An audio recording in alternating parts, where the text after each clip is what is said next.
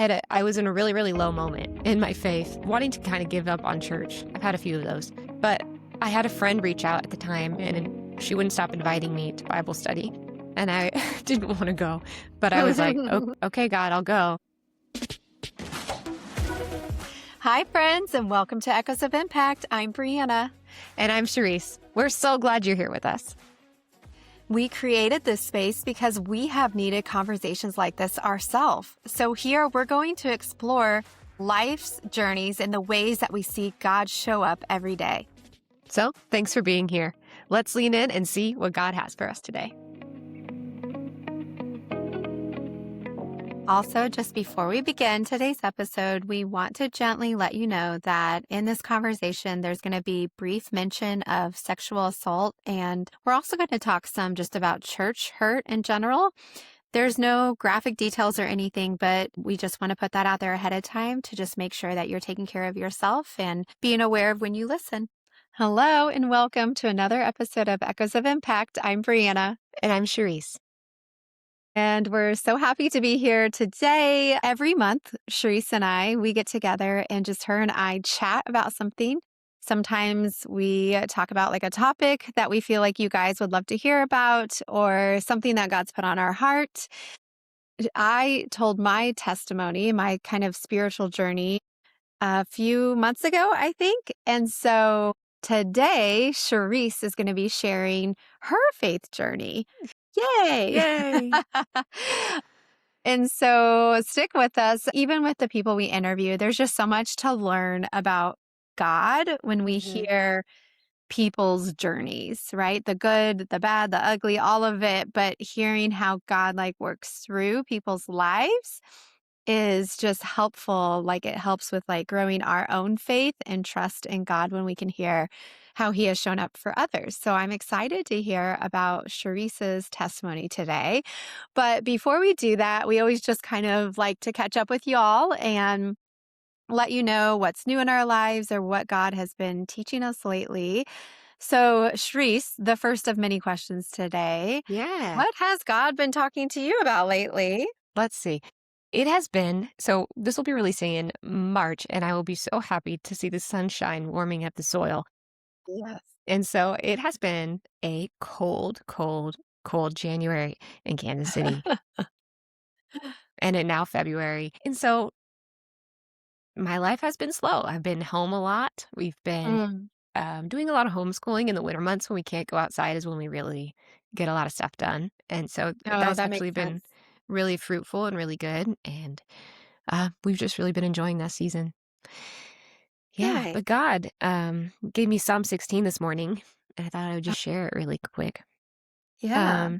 It's Psalm 16:5. It says, "The Lord is my chosen portion and my cup. You hold my lot. The lines have fallen for me in pleasant places. Indeed, I have a beautiful inheritance." So, yeah, What does that say to you? I think that for a while now, I've been looking to God like, what are you doing? What is going Hello. on? Hello? What is happening right now? I think a lot of times we will try and figure out for ourselves where we're going, but God's been walking me through Yeah. Exodus lately in the Bible and seeing the Israelites have to follow God and trust him, even though they were supposed to be going to the promised land, but they were in that desert for super long time. Yeah. But this verse specifically reminds me that the Lord is my shepherd. I have everything I need. Like I can take peace and rest and find joy in knowing that I'm exactly where I'm supposed to be. So yeah, that was a blessing for me this morning. So even if it doesn't always feel like it, is it like holding on to that truth, but Yeah. sometimes it's, having I to think kind of it's preach that to your spirit a little I think bit? it's a correction. I think that it's a correction to put your eyes on being grateful and thankful Yeah. for where you are and where you are right now, and not necessarily wanting for what's next or like looking for what's next, but to keep your eyes on God and know that he has you and he's taking care of you, you know? Yeah. I think that's good. And something I'm sure we've all found ourselves in places like that. In fact, even when we were talking about what kind of episode to do today, we heard from several of you out there that you would like to hear an episode just talking about, like, what if my life doesn't look like how I thought? Mm, Or, these disappointments that we have. And it's like, what are you doing, God? Or maybe when we even feel like God might be distant, like, are you still there when you feel distant? mhm, So we will definitely address that at some point. But I think it's good even just hearing you say that in just a small part of your life as mhm. well, Yeah. you know? Yeah.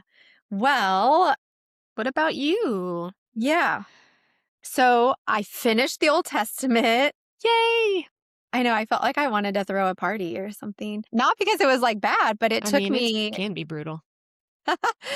I spent about 2 years in the Old Testament, went through it very, very slowly, and I did it alongside the Bible project. Is that what it's called? With Tara Lee Cobble. But I did not go day by day. I would stay on some things multiple days, just doing commentary and looking up words and trying to, like, understand. At the end of all of this, I am definitely not an expert in the Old Testament by any means, but I do feel like I have a much greater understanding of, like, how the Old Testament always is, like, it's like a loop. It's like Yeah. connecting to the New Testament. Because I know a lot of times there's a lot of Christians out there that feel like the Old Testament and the New Testament are like 2 different books Mhm. completely, Like, the Old Testament's weird and I like the New Testament. But really, if you read it as one complete story, it changes things. I felt like that really grew my faith and my understanding of God a lot. And so now I'm in the New Testament.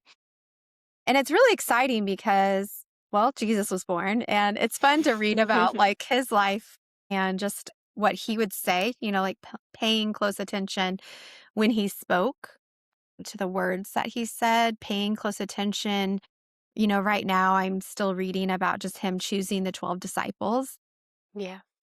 And, he chose an unlikely bunch. He did not choose the religious, He chose, like, fishermen and tax collectors and people that didn't even fully get along, actually, and so it's just been interesting reading about that. But one thing I would just want our listeners to hear just in taking my Bible readings, like, a little bit slower, like a slower pace, like chewing on them slower has just been so good. If I think back, like, before that, it almost felt like just reading the Bible a little bit more like a checklist. Like, I'm gonna read this chapter, I'm gonna go to this book today or whatever, and then you just kinda read through it Mhm. and, like, okay, I don't know, maybe you have a little nugget or maybe you didn't. And so this kind of new way of reading, of going really slow and not worrying about how long it takes, has just been really refreshing. And I feel like it's allowed God to kind of teach me more. And one thing I did that I wanted to share with the listeners, if you're watching, I'm showing you my little journal. But in Tara Lee Cobble in the Bible Project, she calls it her God shot, like her God shot of the day, like the thing that she took away from the reading. And so I kind of started doing my own of, like, wherever it is that I'm kind of marinating in that day, that I've just started to write down one thing that I feel like I wanted to take away from that day, even if I might have learned a lot of things. Mhm. But the hope is that I can go back, Mhm. a year from now, and because there's so much of what you take in, you're just gonna forget. Absolutely. Yeah. And so to just be able to go back and just have, like, one thought, one takeaway, one thing I learned, a word I looked up or something, I think that'll be really neat and, like, Yeah. helpful to organize in my wild brain And sometimes. I love that because it's when you go into it knowing that you're going to be taking away something, I think that's what allows God to speak to Uh, you. Because you're like, "Okay, God, what are you wanting to show me right now?" And you're looking for yeah, something instead of just that's taking so in true. information. So, Yeah, yeah. like, if I'm gonna have to write down something, Yeah. what am I gonna write down today? Yeah. This is kind of like an older style of journaling and studying the Bible, but my favorite one is the SOAP notes, which is you write down the scripture that stood like you when you're reading, you highlight all the scriptures that stood out to you, and then you Okay. pick your favorite ones, and it's scripture, observation, application, and prayer. So you write down the scripture, you write down what you Yeah. observe about it, then you apply it to yourself, and then you pray. And so, Yeah. yeah, I like that. yeah. I feel like a very simplified version of that. I have a friend that is just like, what is God trying to tell you and what are you going to do about it? Like, Yeah. kind of goes along with what you said. Mhm. We're not just to be readers of the word, Right. And I right? think that It's to be doers what I too. like about the soap thing is that it's easier for me to look through and find, where is that verse that I'm thinking of? I can just flip through my Bible and see like, exactly where in the books I was and see, does that make sense? Uh, Yeah. So I like that yeah. for organization purposes. But reading Yeah. the word is so fun. This is actually one of my passions. But let's talk about that. Have you always been passionate about reading the word? I have, yeah. I have not. So I feel like this is this is a newfound find for me. Yeah. So I love that that has been something always a part of you. So speaking of, take it from the top. Who are you, Cherise? Where did you come from? It was a fall morning in September, and it was a little Oh, cold outside, and my when my mom went into labor. How far back are we uh-huh. going? Yeah. Let's start there. Yeah. I am the youngest of 3. I have a brother who's 8 years older than me and a sister who's 6 years older than me, so I was very much the baby. My mom does not tell me that I was a surprise, but I'm pretty sure Does that not. I was. She tells me that God told her that she was going to have me and that she knew I was going to be born, which to me is still Oh, like I still could have been a surprise even with that. So, yeah. that's funny. And what kind Yeah. of baby were you? What kind of little girl? Like, what did your parents tell you? Mm. Well, Did you I just grumble I did. or So, growl? I did a little. So, my nickname as a baby, and I can't believe I'm telling this to the Oh, world right now, no. was Pill. I was a pill, and I was Pill for at 28 years before I had the realization that pill means, like, somebody that gets in trouble all the time and is, like, annoying. It's And I was hard like, to deal with. "What?" I thought it was a cute endearment, but no, I was always getting into things as a baby, but yeah. Is that like your curiosity? Do you think you were just Yeah, curious and always getting into things? I think so, and I could honestly say that it has carried me through my life and gotten me into trouble sometimes, but we'll get into that later throughout the episode, I guess. Yeah. I think I have a spirit in me that is able to take more risk and than I think most people, or just be a little bit more courageous and wanna get out there, so I feel that. we can move on though. Okay, so were you raised in a religious home? Yeah. When do you remember hearing about God? Well, let's start there before. My mom is a very spiritual, God-loving woman, and my dad was a pastor for most of my life, but my mom raised me because she was a stay-at-home mom all the time, and Mm, and I remember very, very early, she would read the Word with me, and I mean, I know that I've walked with God my whole life because I can remember yeah. dreams that he gave me when I was 4. Oh, wow. Yeah. And my mom tells me like words of wisdom that I gave her when I was like a child. And then we moved to Kansas City when I was around 8 years old, no, I Mhm. was 6. And I remember like walking and talking with God and like hearing his voice around that age as well. So Wow. That's incredible. yeah, he's always been a really sweet God to me and how he's, like, walked with me and spoken to me. So it's easier Hmm. for me to, like, notice when it's his voice. Does that make sense? Because I've known him for so long. Yeah, so did you not really have like a this transition of, "Oh, this is my parents' faith and now I'm making it my own?" Like, cuz it sounds like from a young age you recognized him Uh, speaking to you. yeah, when I was in high school, I had a relationship that I really wanted to find someone that loved me, right? And I Mm. was like I still am a bit of a hopeless romantic, but I was already ready to find my life partner at this moment in time, and I thought that I In had high school? in high school. I thought I had because my brother married his high school sweetheart when I was Oh. 12, and then my sister married her high school sweetheart later on as well. But I was all in for this guy, but we ended up, like, having a pretty tumultuous relationship. I liked him because he was supposed to be like this God-fearing Christian man. You know what I mean? But when you're 15 years old, you don't really know the red flags that you're looking for exactly or what to Yeah. expect. So, Our brains are not developed. yeah. But I was already ready to be completely like all in. And so at Yeah. one point, at the end of high school, I was praying to God and I remember, let's see, how do I want to do this? Him and I were on, I'll tell this story. Him and I were like on a break, kind of like in Friends, Okay. Ross and Rachel. We were on a break. We weren't supposed to be dating. And I was out with a friend on a double date and With somebody else. with somebody else. Yeah, it was Okay. a blind date. I went with her. I didn't know these guys. And my friend, we were like on a walk in the woods.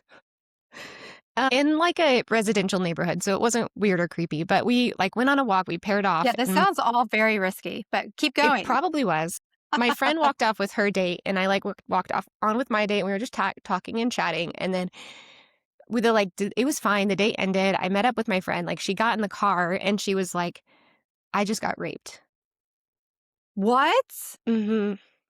So I had to take her. I was like, What? "What? Are you serious right now?" So she was You have freaking out. never told me this story. Yeah, she was freaking out. I took her home. Oh She my was still freaking gosh. out. So we took her to the police department and we made a report. And they told us to go to the hospital. So we went to the hospital and they did like a swab to Oh, and did a full report and took all the pictures that you're supposed to do.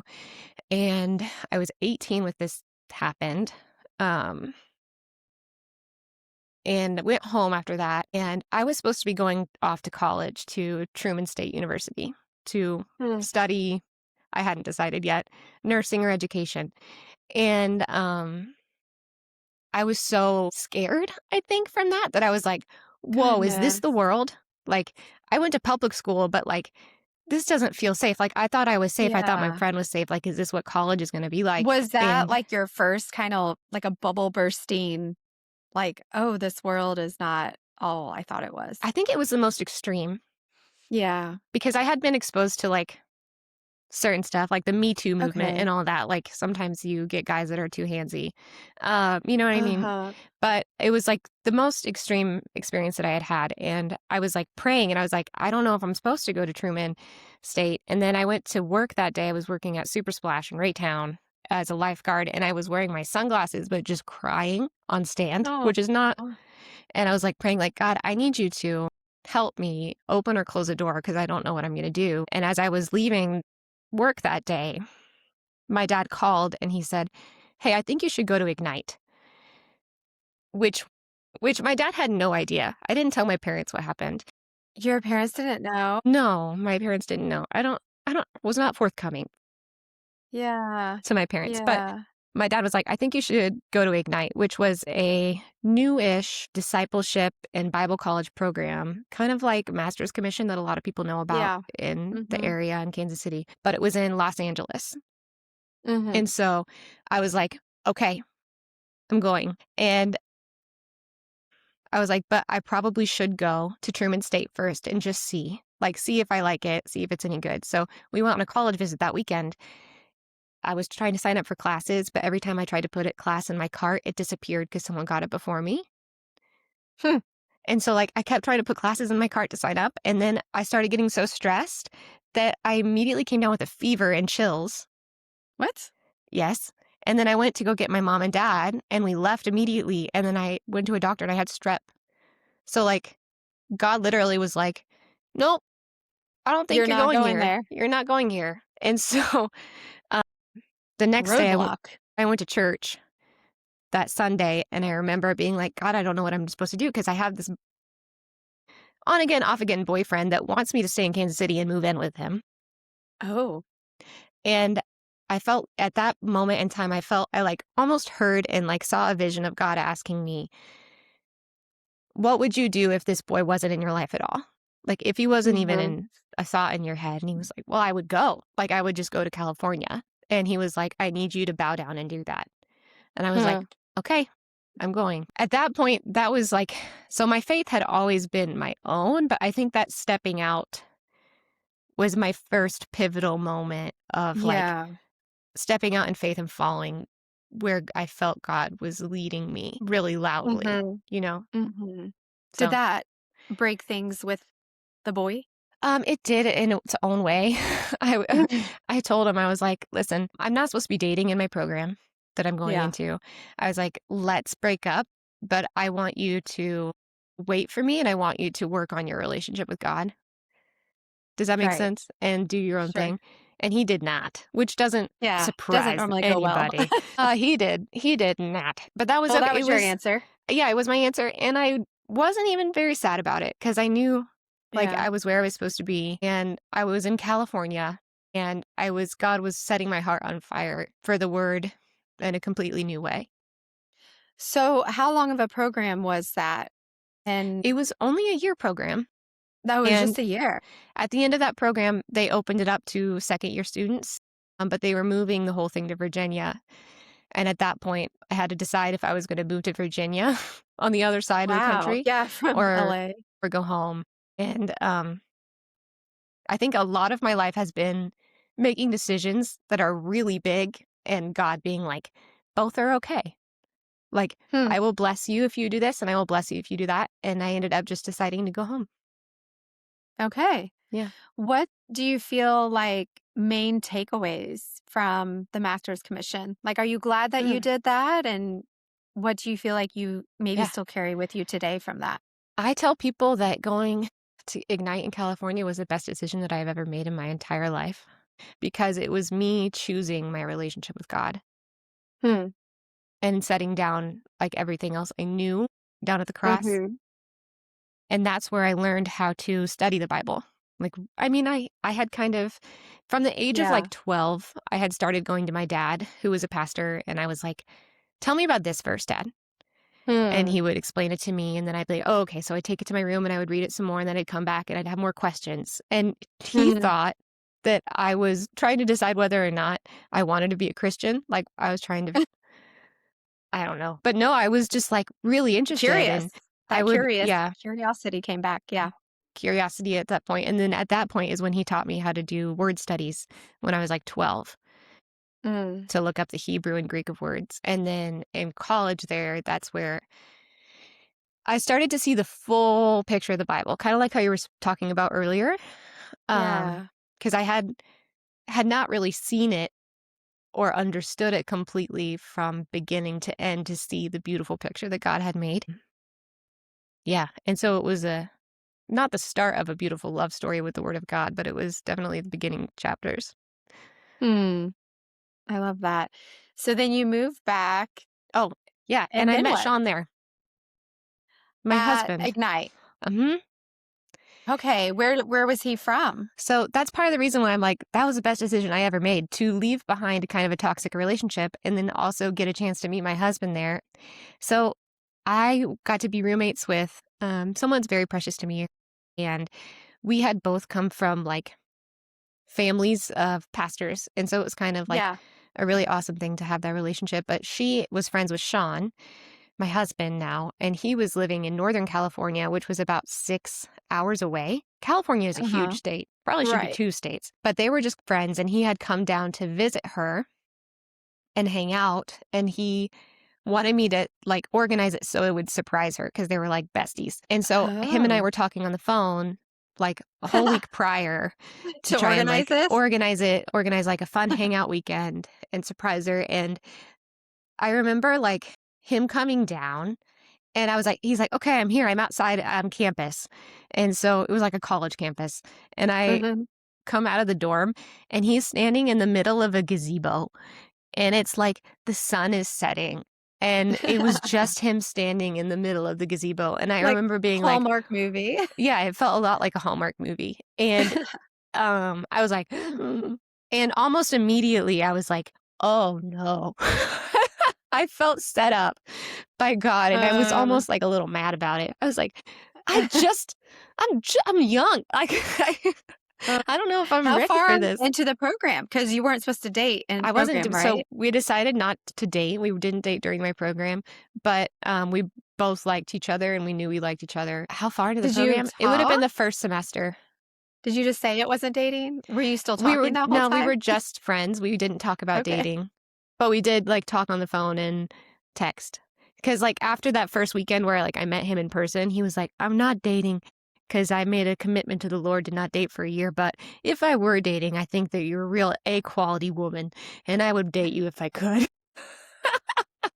I would if I could. You're And it like, "The was like timing, I we were li can't date we this were year." sitting on a couch, and we were like, "I like you too," and then, like, we Ugh, traded phone numbers, so it was a very cringe, very cute moment.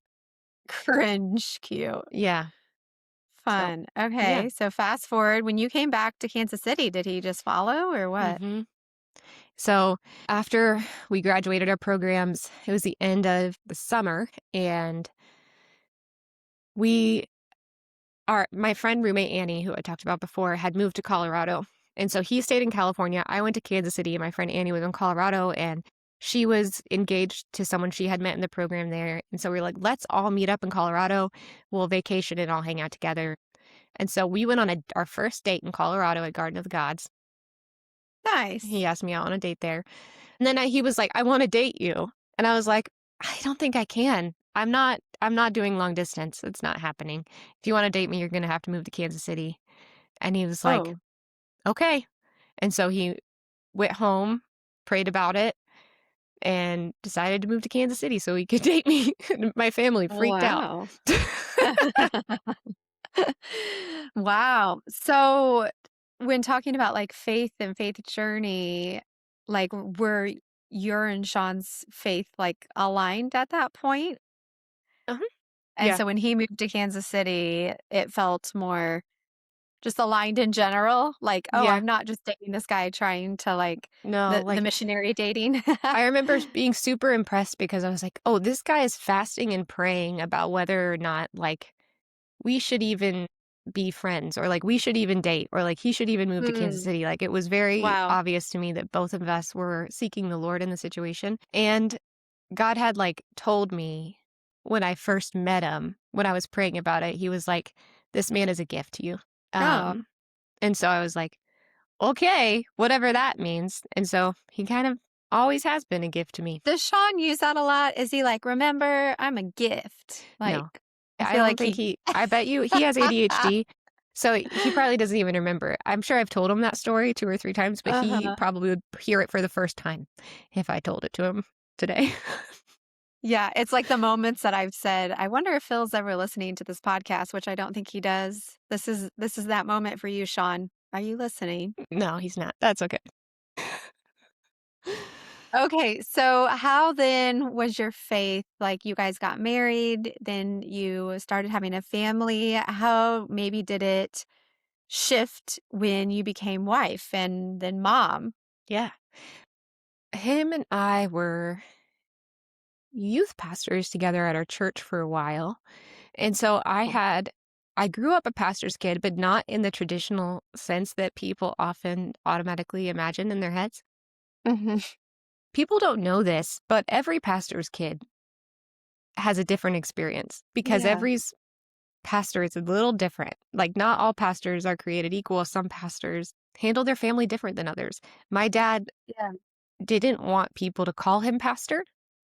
Like, anytime Mhm. they were like, Pastor John, he was like, don't call me pastor because he didn't want us to be known as pastor's kids. And so, Oh. anytime people called us a pastor's kid, he shut it down super fast. And anytime that we didn't want to go to church, he let us stay home. Like, if we were tired Hmm. or we didn't feel like it, he was like, "No problem, just stay home." And so Hmm. church was a place where, like, I only went if I wanted to. And I don't feel like I ever had and now I don't know that my brother and sister could say the same because we oftentimes when you have such big age gaps, kids will feel like they were raised by different parents entirely because we were Yeah. raised at Right. different times. But I didn't feel the effects of being a pastor's kid until I was an adult when my mom and dad separated and my dad stepped down from being a pastor at the church we were at, where we were youth pastors. Mhm. It created a big rift in kind of the fabric of everything we knew Mhm. because our family was kind of circulated around that church family where we were at. And going to church no longer felt like a safe place anymore because a lot of people had questions and wanted to know. Like when stuff happens at a church where a pastor has to step down because of family stuff going on, people really want to know. They're very curious about what's going on. And Right. they're so well-meaning when they come up to you and they're like, "I'm praying for your dad," or like, "I'm Mm, praying for your mom." And it's like, you guys don't even know the mm, beginning of it. And I know that you're being like, they only have good intentions, but the weight of which you're carrying it, like, it no longer is a safe place where you can just go find community and enjoy the spirit of the Lord. At that point of when that church no longer felt safe, we had decided, yeah. which was felt like a breakup. When you leave a church community, it feels like you're Gosh. breaking up. Yeah. And I remember when I went to our pastors at the time, who was Tisha Hensel. We've had her on the podcast before, Yeah. but we went to them and we were like, "We're really sorry, but like we don't feel like we can heal here. I think we need to go somewhere else." Mhm. And it we did at that point. But I think through that situation of walking through that brokenness and finding healing gave Mhm. me such a strong heart for pastoral families Mm. and began to change my heart to be more grace giving than judgmental. Hmm. Yeah, like you saw firsthand what Mhm. it's really like. I think a lot of people don't realize like the pressure put Mhm. on especially Western churches. And depending on, you were saying like sometimes it's like the pastor's personality, like your dad saying, "Don't call me pastor." But it also has a lot to do with the congregation too, like the types of people in that space, right? Mhm. There's expectations in different types of churches. And yeah, there's just a lot that I feel like unfairly that Mhm. pastors and then their families too have put on them. Mhm. So Yeah. you lived that firsthand and saw what that's like. So how does that look today for you now, like being in churches and It's rough. I'm still healing from it because God has been teaching me and walking me through different churches where I've had to experience almost the exact same situation that happened to me and my family replay Mhm. for other families in front of me. I think I've seen it happen now 3 or 4 times, Mm, which to my some I have some friends that are like, "Are you serious? That's so weird. That's never happened to me before." And yeah. other people that I know that have walked similar situations are like, "Yeah, it does. It really sucks. Mhm. There's a lot of brokenness." I think that sometimes, like, we talk about, like, our journeys prepare us to love and forgive other people better. So, any church I'm in, I am only there looking to support and love the leadership that's there in the best way that I can. Which is Yeah. kind of interesting because I feel like it's mature of you to say that you're learning to love and forgive because I think other people in similar situations that could teach cynical, Yeah. more judgment or a hardened heart, right? Like those are situations that if you live through that and you aren't, putting that at Jesus's feet over and Mhm. over, that could cause a very different kind of fruit. Yeah. I will say gently that a lot of people have been through a lot of church hurt and have seen Mhm. situations where pastors get defamed and brought down and Yeah. face shame. And a lot of people get their hearts hurt and their Mhm. feelings hurt and walk away with a lot of bitterness and pain from the church. But I would gently ask those people, like, who were you worshiping? Yeah, that's If good. if you're really, really upset about a pastor's failing, were you worshiping and putting on a pedestal the pastor, or Mhm. was your faith in God? Because your pastor Yeah. is just a human. And maybe because I know my dad was a human, that's easier for me to see because I saw him come home every Sunday Mhm. Just be dad. and just be Yeah. dad. So I know that these pastors are just humans. They're not supernatural. Mhm. They're not, they're just as prone to sin as anyone else. Yes, absolutely. As our friend would put it, even, somebody think that they are like a shepherd helping lead the sheep, right? Like a Mhm. pastor. And it's like even a pastor is a sheep too, right? Like even somebody at the top of the religious totem pole, they actually need Jesus just as much as everybody else. Mhm. So I think that's a very valid point. How was that kind of wrestle with God? Because a lot of times people do translate that, right? They can experience hurt and translate to their relationship with God and like hold Mhm. that against Him. Mhm. So, how was that wrestle with you? And how have you been able to kind of even work through that with God? When everything hit the fan, it felt like kinda like you were walking through slow motion in your life, and you saw everything crumbling around you, and I had so much pain and so much heartbreak for so many people, but God gave me a very, very clear vision of me standing in the valley of dry bones, but Mhm. that I would be but I was a purple flower in a valley of Hmm. dry bones, that he was going to protect me and keep me safe and that he still loved me. And I think that my so much sweetness of the time that I got to walk really closely to Jesus through my time in California helped me to know how he truly loved me and how he really felt about me. So my relationship with God was never really at risk, but my heart was really, really broken for the people in Yeah. my life. And God was really good and really sweet to me to give me more promises that like he had them. Like he would give me like visions and words that like they're still in his hands. And he's Mhm. standing right behind them, waiting for them to turn around. And he hasn't Yeah. left. For me, my relationship with God, my personal walk with God was not changed other than I was just in grief and in mourning for a really long time, Mhm. and he's only just beginning to walk me through that onto the other side. Yeah. I think what I challenged with the most was bitterness and anger towards the church because I saw a lot of ugliness and Mhm. unforgiveness from people, and I wrestled with that for a while. But each time, God's been really good to send people in my life to encourage me and bring me back and show me again what the beauty of it is to be in a Yeah. church and in the right community. Speaking of that, I would love to hear a little bit if you feel like sharing. Um, I know several people who feel like they've been hurt from the church, and so they totally disengage Hmm. altogether. And I don't say this in a judgmental way, right? Because I understand like why that people have valid reasons for being Hmm. hurt in the church. But I also do believe that God created us to be a part of a church body and in community. So, what has been your experience? And then maybe what would you say to a listener who has experienced church hurt and just feels like disengaging altogether?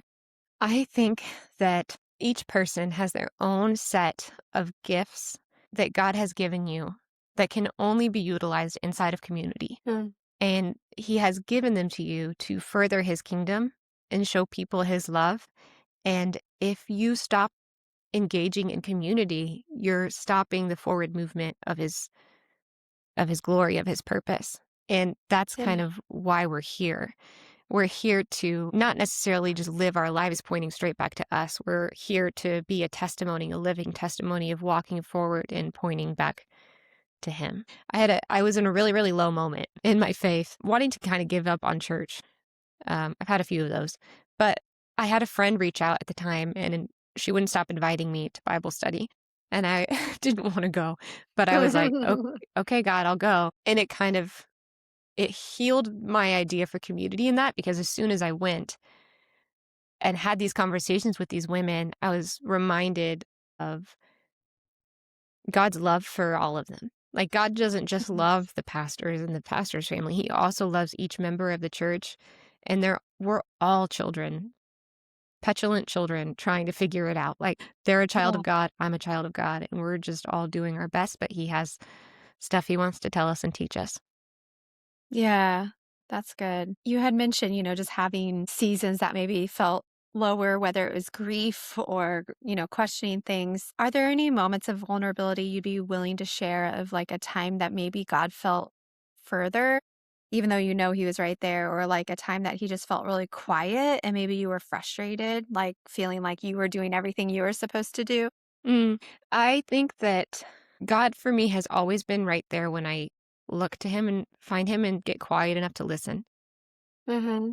But he has been stretching and challenging me. I Don't say you this hate that we're I supposed to I keep do actually. So learning? I'm saying that with a little bit of bitterness in my voice. He has been stretching me and challenging me because Mm, I don't always know what he's doing. And sometimes I try to mhm, figure it out because one of my strengths on like a strengths finder test is that I'm uh-huh, a futuristic visionary.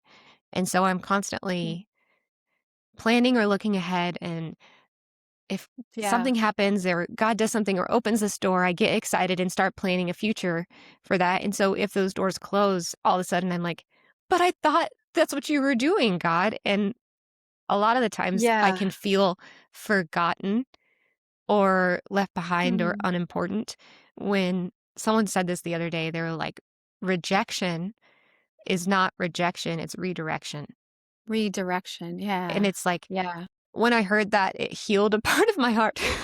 mm, Because it's really true that, like, all authority under heaven is yeah, only given to you from God. And I can't always know why things happen the way they do.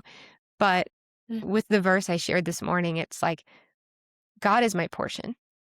He is my lot. Like, he has laid the lines for me of my life in very pleasant places, and I have so much to be thankful for. And so while there is like a strength side to being futuristic and visionary and casting goals and dreams, right, like, he wants me to remember to take peace and refuge in like where he is. But for people that find themselves in seasons where they can't hear God very well, or they're like feels really far away, or like I don't know what he's doing. A lot of the times what I just tell people to do is first like go sit down and be quiet.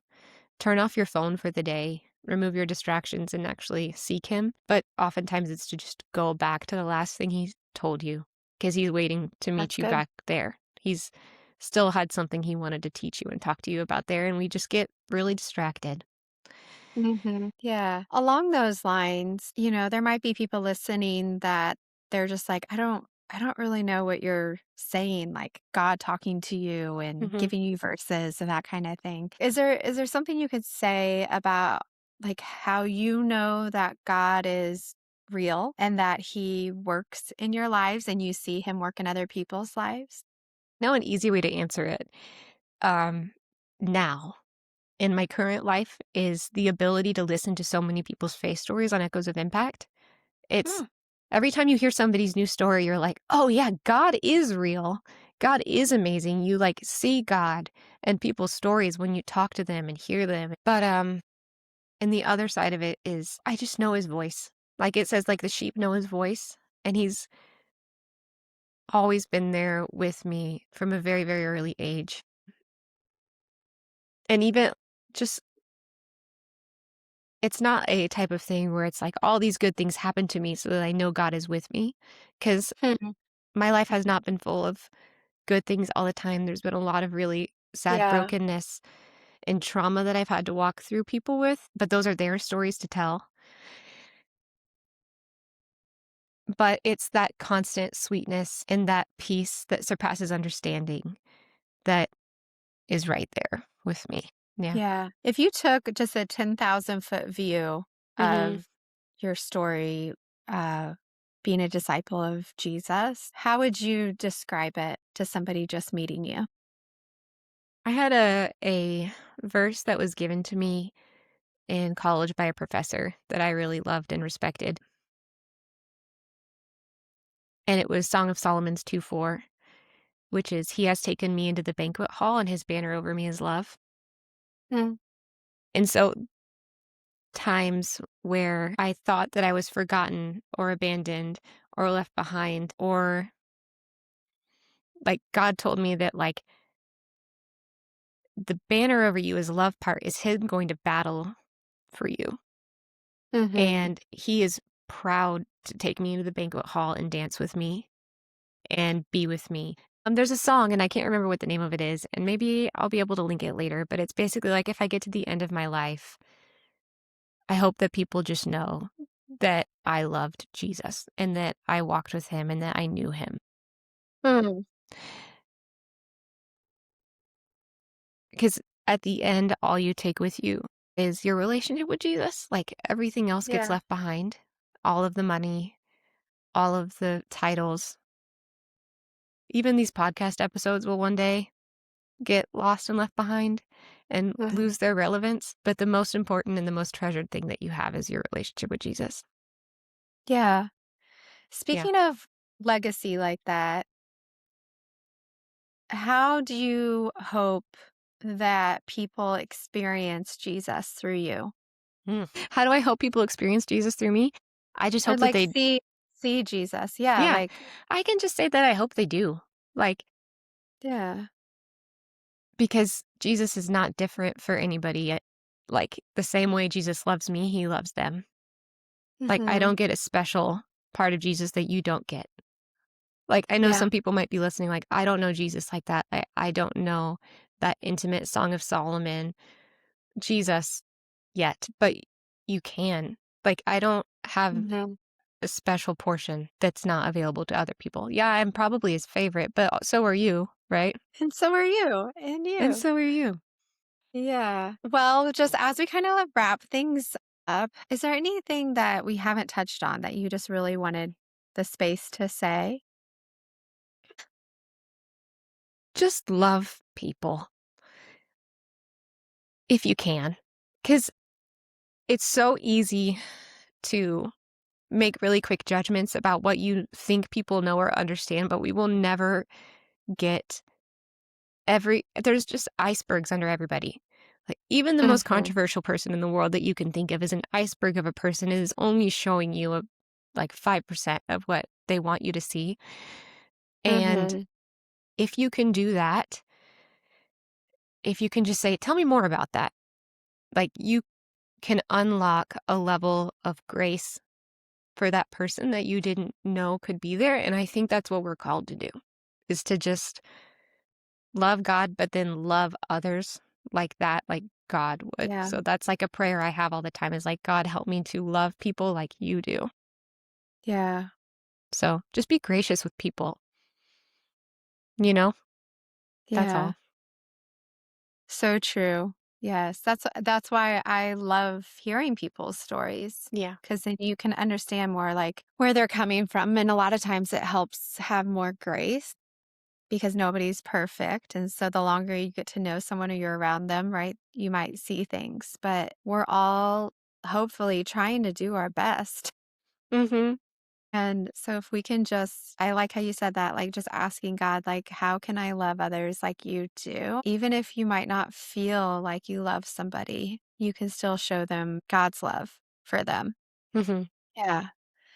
Well, Charisse, thank you. You're welcome. How did it feel having the microphone turned on you? It wasn't bad. I think I had peace about it. The first time you asked me to do it, I was in a season of like, no, absolutely not. And I think Yeah. that that's okay. Like, it can be okay for you to be like, I am not ready because God is still working. Like, I was in a season where I was like, I don't even know what God is doing right now. And I'm a Yeah. little mad about it. And was mourning deeply, and God was working in my Mhm. heart some healing. And so Hmm. when the thought came to me, I was like, okay, I think I do feel peace and I am ready to talk. Like, I think I can do that. So yeah. I think that's a testimony that our listeners might not always hear from all the people that we have on the podcast, Mm-hmm. right? People aren't hearing those behind the scenes conversations that a lot of people struggle to get on and be vulnerable. And I think it's a great point that sometimes it's just not the time. It's not Mm-hmm. ready. There's things God's working on. Likewise, just to the other side of the coin is that God will always be working on us. And so, not that it always has to be public, we don't have to share what we're going through publicly, but to just encourage our listeners to talk to somebody and still just talk about the things that God's working on in your life, even if that just means privately with a friend. Yeah. So, Sharice, thank you You're welcome. for being vulnerable today. and sharing. And to our listeners, thanks again for joining us, and join us again next week for another inspiring story.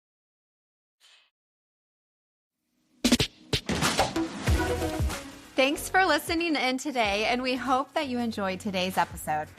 Just remember, your story matters, and God is using it to create echoes way beyond what you can see. If this episode encouraged you, please share it with a friend, subscribe, and leave us a review. We'd love to hear from you. Until next time, keep trusting God, leaning into His purpose, and allow your life to echo His love.